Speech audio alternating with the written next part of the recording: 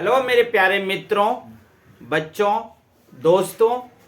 आज जरूरी जानकारी में आज का विषय है पीपल। पीपल के पेड़ के बारे में आप सब जानते हो। हम इसकी पूजा करते हैं, तो हम आपको पीपल के बारे में पूजा कैसे शुरू हुआ ये बताएंगे। पीपल की पूजा करने से आप लोगों को क्या क्या फायदा होगा, क्या क्या लाभ पहुंचेगा, इस पे भी बात करेंगे। और पीपल के साइंटिफिक यानी कि वैज्ञानिक नाम को जानेंगे।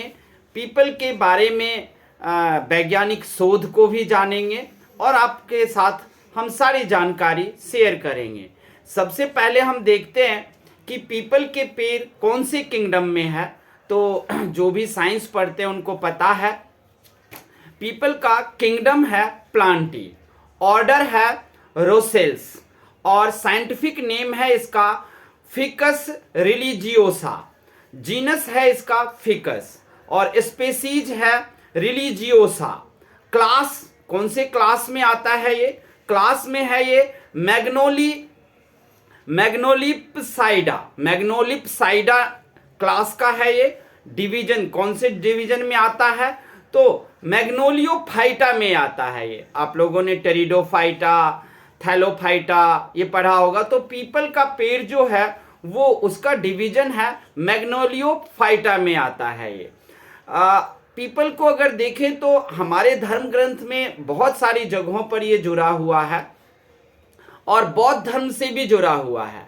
बौद्ध धर्म में आप लोग जानते हो महात्मा बुद्ध को ज्ञान की प्राप्ति हुआ था पीपल के पेड़ के नीचे, तो वहां से भी पीपल का पेड़ पवित्र हो जाता है।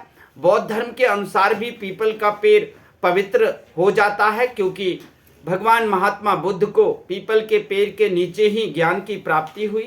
पीपल का पेड़ कितना हाइट हो सकता है? तो पीपल की जो हाइट है वो औसतन ही हम बता सकते हैं, कोई ज़्यादा होता है कोई कम होता है। तो इसका औसतन हाइट है 98 मीटर। इसके अलावा 98 मीटर से भी ज़्यादा ऊंचा हो सकता है। अब हम देखेंगे कि पीपल का जो पेड़ है वो दुनिया का एकमात्र पेड़ है जो रात को भी CO2 ही ग्रहण करता है, CO2 ही लेता है। यानी कि वैसे मैं बता दूं कि सिर्फ पीपल का पेड़ ही नहीं, 2-3 और पेड़ है जो रात को भी CO2 को यूज करते हैं। जैसे तुलसी भी है, तो तुलसी भी पवित्र कहलाती है और पीपल भी। आप सब जानते हो कि दिन में जितने भी पेड़ पौधे हैं वो दिन में फोटोसिंथेसिस मतलब हिंदी में प्रकाश संश्लेषण प्रक्रिया करते हैं, जिससे वो अपना भोजन तैयार करते हैं। पीपल एक ऐसा पेड़ है जो दिन में फोटोसिंथेसिस करते हैं, अपना खाना तैयार करते हैं। फोटोसिंथेसिस में आप सब जानते हो कि CO2 यानी कि कार्बन डाइऑक्साइड को सोखा जाता है सूर्य के प्रकाश की उपस्थिति में और तब भोजन अपना हरे पत्तियों में तैयार करता है हर एक पौधा। लेकिन पीपल एकमात्र ऐसा पौधा है जो रात को भी CO2 को खींचता है। यानी कि दिन में अगर कोई कार्बन डाइऑक्साइड को खींचता है तो वो वातावरण को साफ कर रहा होता है, प्रदूषण को हटा रहा होता है। पीपल का पेड़ रात को भी प्रदूषण हटाने का काम करता है। तो इसलिए पीपल का पेड़ हमारे लिए कुछ ज़्यादा ही लाभकारी और फलदायी हो जाता है।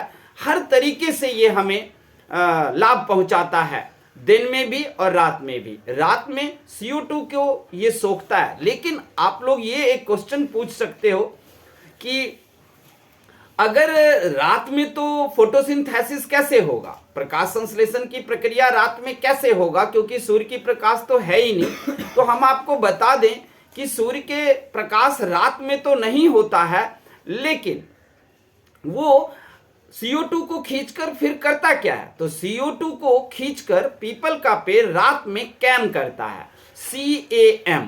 ये कैम नामक एक प्रोसेस है जिससे वो CO2 खूब सारा इकट्ठा करके कैम प्रोसेस में जमा कर लेता है और फिर उसको दिन में यूज करता है प्रकाश संश्लेषण में। अब हम मेन मुद्दे पर आएंगे कि पीपल के पेड़ की पूजा कैसे शुरू हुई। तो वो हम बताएंगे कि पीपल के पेड़ की पूजा जो शुरू हुई वो यूं हुआ कि आप लोग मुनि ऋषि दधीची के बारे में सुना होगा। तो एक बार की बात है कि देवताओं और वृत्रासुर राक्षस का युद्ध शुरू हो गया था, जिसमें वृत्रासुर जीतता ही जा रहा था और स्वर्ग पर कब्जा करना चाहता था और सभी देवतागण वृत्रासुर से हारते जा रहे थे। ऐसे में जब देवताओं ने ब्रह्मा विष्णु महेश सबको से इसका समस्या का निदान पूछा कि आखिर वृत्रासुर कैसे हारेगा, तो ब्रह्मा जी ने बताया कि एक दधीची मुनि है जिन्होंने ब्रह्म विद्या प्राप्त करके अपने शरीर को इस कदर बना लिया है कि अगर उनके शरीर का अस्थि हड्डी आपको मिल जाता है तो उससे एक हथियार बनेगा और उस हथियार से वृत्रासुर मारा जाएगा। अब देवताओं के राजा इंद्र दधीची से जो अस्थि मांगने जाएंगे उनके शरीर का हड्डी, तो दधीची तो मर जाएंगे। वो कैसे मांगे, वो मांगना भी नहीं चाहते थे, क्योंकि कभी इंद्र ने दधीची का तपस्या करते हुए सिर धड़ से अलग कर दिया था। वो तो दधीची के शिष्य जो अश्विनी कुमार थे वो भी ब्रह्म विद्या को प्राप्त कर लिए थे, तो फिर से वो अपने गुरु जी का सिर जोड़ दिए थे। तो राजा इंद्र दधीची के पास शर्म के मारे नहीं जा रहे थे, क्योंकि उन्होंने दधीची का कभी सिर काट दिया था। लेकिन उनके दधीची के तो शिष्यों ने सिर जोड़ करके फिर से दधीची को जिंदा कर दिया। लेकिन सबके समझाने पर इंद्र आए और दधीची को कहा कि स्वर्ग खतरे में है, ब्रह्मांड खतरे में है वृत्रासुर से, क्या आप हमारी मदद कर सकते हो। उस वक्त दधीची सिर्फ 31 ईयर्स के थे, यानी कि 31 साल के। 31 साल के उम्र में दधीची ने जब इंद्र की प्रार्थना को सुना और उन्होंने अपना अस्थि, अपनी हड्डी दान करने के लिए तैयार हो गए। और तब इंद्र ने एक कामधेनु गाय लाए थे। कामधेनु गाय ने अपने जीभ से चाट करके दधीची के पूरे शरीर का मांस अलग कर दिया और फिर जो अस्थि था उसी अस्थि से एक तेजबान नाम का वज्र तैयार किया गया और उसी वज्र से वृत्रासुर मारा गया। और दधीची जो है मृत्यु को प्राप्त हो गए। उन्होंने हड्डी का, अपने अस्थि का दान करके और वो खुद मर गए। जब वो मर गए तो दधीची की पत्नी थी माता गभिस्तनी उस टाइम में पेट से थी और उनके पेट में बच्चा था। पौराणिक कथा के अनुसार ये मिलता है कि जब दधीची का दाह संस्कार किया जा रहा था, देवता सब भी वहां थे, और जब गभिस्तनी ने अपने पति को दाह संस्कार देखा तो वो सह नहीं पाई और फिर वो उन्होंने अपने शरीर का त्याग करने का निश्चय कर लिया। उन्होंने अपने पेट को चीर करके और उसमें से बालक को निकालकर वहीं पर पीपल के पेड़ के धोधर में, पीपल के गोद में उस बच्चे को डालकर और अपने पति के साथ जलकर क्षति हो गई और उनकी भी मृत्यु हो गई। उसके बाद अब वो बच्चा पीपल के पेड़ के में पल रहा था और पीपल का जो फल होता है उसको गोंदू कहते हैं, वही गोंदू सब खा करके वो जिंदा रहा। जब वो बड़ा हुआ तो एक दिन वहां से नारद जी गुजर रहे थे। नारद जी ने उस बच्चे को देखा, पूछा तुम कौन हो। बच्चे ने कहा मुझे खुद नहीं पता कि मैं कौन हूं, मुझे बताएं कि मैं कौन हूं। नारद जी ने अपनी विद्या से अंतर ध्यान हुए और उन्होंने पता किया तो उन्होंने कहा अरे तुम तो दधीची के पुत्र हो और माता गभिस्तनी के पुत्र हो तुम। तो उन्होंने पूछा कि मेरे पिता का मृत्यु कैसे हुआ। तो नारद जी ने कहा तुम्हारे पिता की मृत्यु का कारण था शनि की महादशा, उन पर शनि की महादशा लग गई थी, इसी कारण 31 साल के उम्र में तुम्हारे पिता की मृत्यु हो गई। उसके बाद नारद जी ने उस बालक का, पीपल के पेड़ के गोद में वो पला था, इसलिए उस बालक का नाम पिपलाद रखा और पिपलाद को उन्होंने दीक्षित किया, शिक्षा दिया। शिक्षा प्राप्त करने के बाद पिपलाद जब बड़े हुए तो उन्होंने नारद जी के कहने पर एक विशेष विद्या प्राप्त करने, वरदान प्राप्त करने के लिए उन्होंने ब्रह्मा जी का तपस्या किया। ब्रह्मा जी का तपस्या जब किया तो ब्रह्मा जी प्रकट हुए। पिपलाद ने मांगा कि मुझे वरदान दीजिए कि मैं जिस किसी पर नजर डालूं और चाहूं तो वो जलकर भस्म हो जाए। ब्रह्मा जी ने उन्हें वो वरदान दे दिया। वरदान प्राप्त करके शनि देव को ढूंढने लगा पिपलाद कि इसी शनिदेव के कारण हमारे पिता की मृत्यु हुई, अतः आज मैं शनिदेव को छोड़ूंगा नहीं। शनिदेव से युद्ध शुरू हुआ। शनिदेव की तरफ दृष्टि करके पिपलाद शनिदेव को भस्म करना शुरू कर दिया। शनिदेव जल रहे थे, ब्रह्मांड में हाहाकार मच गया। देवतागण से लेकर हर एक सब कोई परेशान हो गए। अगर शनिदेव जल गए, सूर्य पुत्र शनिदेव हैं और सूर्य भी कोशिश करके उसे बचा नहीं पा रहे थे अपने पुत्र को, तब जाकर के जो है वो ब्रह्मा जी प्रकट हुए और ब्रह्मा जी ने पिपलाद को बोला शनिदेव को छोड़ दो, नहीं तो ब्रह्मांड का सिस्टम बिगड़ जाएगा। पिपलाद नहीं माने। फिर ब्रह्मा जी ने कहा कि नहीं, मैं तुम्हें वरदान दूंगा, तुम मांगो, जो मांगते हो दूंगा, लेकिन शनिदेव को छोड़ दो। उन्होंने कहा ठीक है, तो मुझे एक वरदान दीजिए। ब्रह्मा जी ने कहा एक नहीं, हम तुम्हें 2 वरदान देंगे, तुम शनिदेव को छोड़ दो। उन्होंने 2 वरदान मांगा। पहला वरदान ये कि 1 से 5 साल के उम्र, कहीं कहीं लिखा है 12 साल भी, 1 से 5 साल या 12 साल के उम्र तक के बच्चे पर शनि की महादशा ना लगे, ऐसा वरदान दीजिए।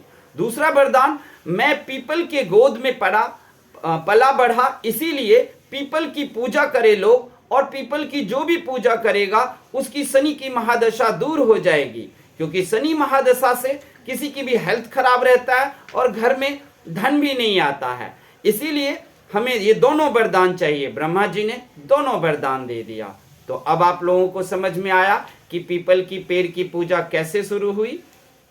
पीपल की पेड़ की पूजा पिपलाद के कारण शुरू हुआ, क्योंकि पिपलाद पीपल के गोद में पले बढ़े थे और पीपल ने ही पाला था, और इसीलिए उन्होंने वर मांगा ब्रह्मा जी से कि पीपल की पूजा होनी चाहिए, और जो कोई पूजा करेगा पीपल का उससे शनि की महादशा दूर हो जाएगी। ये भी था कि पिपलाद के नाम लेने से भी आपका शनि महादशा दूर हो जाएगी। इसके अलावा अगर आप लोग इसको इस कहानी पौराणिक कथा को सही मानते हो तो उसका एक सबूत भी है। कैसे सही मानोगे उसका सबूत है। अगर आप उत्तर प्रदेश जाओ तो उत्तर प्रदेश का एक जिला है सीतापुर। सीतापुर से 55 किलोमीटर दूर जाना है, जहां पर एक कुर्सी गांव है। कुर्सी गांव में एक नदी बहती है, नदी के किनारे एक पीपल का पेड़ है। इसी पीपल के पेड़ को, जो हजारों साल से है, माना जाता है कि इसी के गोद में पिपलाद पले बढ़े थे। अतः सभी धार्मिक प्रकार के लोग जो हैं वो अपने धार्मिक संस्कार को इसी पीपल के पेड़ के नीचे धार्मिक संस्कार करते हैं। जैसे बच्चों का मुंडन करना, जनेऊ करना, या अन्य तरह के जो धार्मिक संस्कार हैं वो सब लोग इन्हीं पीपल के नीचे करते हैं। तो ये कथा थी आप लोगों के लिए। आप लोगों को कभी समय मिले तो आप जरूर सीतापुर जिले के कुर्सी गांव में जाओ और उस पीपल के पेड़ को देखो, और जहां कहीं भी आपको पीपल मिलता है आप उस पे जल चढ़ाएं, उसके जड़ में पानी दें और उसकी पूजा करें। आपकी शनि की महादशा दूर रहेगी। और वैसे भी साइंटिफिक तरीके से भी बता दिया मैंने कि पीपल हमारे लिए कितना शुद्ध है, कितना सही है और कितना ये अच्छा है, ये भी हमने आपको बता ही दिया है। पीपल का पेड़ है जो रात और दिन वातावरण को साफ करने का काम करता है। और पीपल का पेड़ यानी कि वो दिन में भी CO2 को ग्रहण करता है, रात में भी CO2 यानी कि कार्बन डाइऑक्साइड को ग्रहण करता है। रात में CO2 को जमा करके फिर दिन में वो प्रकाश संश्लेषण के लिए उसका यूज करता है। तो आप लोगों को ये पूरी जानकारी कैसे लगी आप लोग हमें कमेंट करके बताना, गलतियां भी बताना, कुछ ऐसी बातें कही हो जो जानकारी के विरुद्ध हो तो आप हमें कमेंट करना। थैंक यू, धन्यवाद।